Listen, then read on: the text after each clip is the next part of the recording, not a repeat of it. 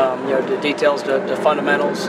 You're just getting back, getting back to really having a lot of fundamental work, improving in that, improving in our communication, making sure that everybody's on the same page, and then getting out and making plays. And so that's something that I think we've done a good job in practice, and we're ready to play. Is there sometimes a temptation during bye week, just because of extra time, to introduce maybe new elements to the offense, or just kind of do what brought you over here? That's going to be that's always something that for every game you're going to have aspect of game planning. But during the bye week, our focus was really just on trying to improve what we do. And there's going to be a wrinkle in every game, different perspective of how we want to attack. But I like what our guys did in practice and how we prepared for this game. What do you remember about the last time you guys played in here?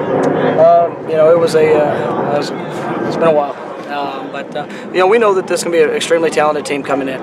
You look at them defensively; they're long, they're athletic. A lot of guys that can make plays. Probably one of the best defensive linemen in the country. And the Buckner kid, I think he's a special player. And so it's going to be two good football teams, and it's coming down to execution, making plays, and go out there and doing our job.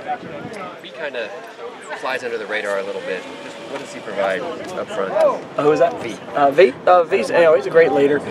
He's a guy that doesn't say a whole lot, but goes out and does his job. He's a guy that I've got a tremendous amount of respect for. Listen to throughout the game.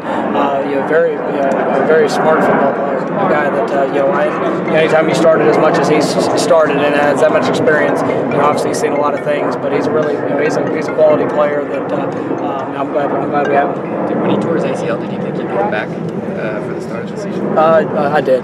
He's one of the toughest guys I've ever been around, and he didn't want to miss any time. Actually, it was kind of hard to actually make him have surgery and do all those things to get it repaired, because he said he wanted to roll regardless. But he's a tough young man, does a good job, and fighting through pain and injuries, and so he's a great football player. Coach, Oregon's excelled this season blitzing the passer, but defensively on the back end they've given up some big plays as well. Juxtaposing that, how do you go about calling plays for a game like this? You got to be prepared. They do a great job of mixing up when they do pressure, and then when they drop 8, and so you've got to have it. Things built in for both. We got to be great with our eyes, great with our protections, and if we can get those opportunities to make plays down the field, we got to make them. And so that's something that it's going to be one of the great aspects of this game. What are some of the elements of the passing game that you worked on during the bye week to go ahead and improve on recent performances? Just continue to work timing. Make sure we're on point with our specifics. The different route adjustments based off coverages, and just make sure everybody's on the same page, and then finishing those plays. Having DeMario back, is that a big impact for you guys? Yeah, definitely.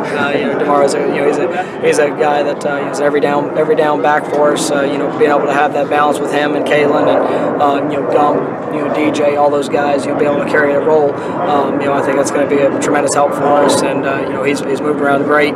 Getting him back out there, he's had a really good week of practice. All right, thank you guys. Thank you.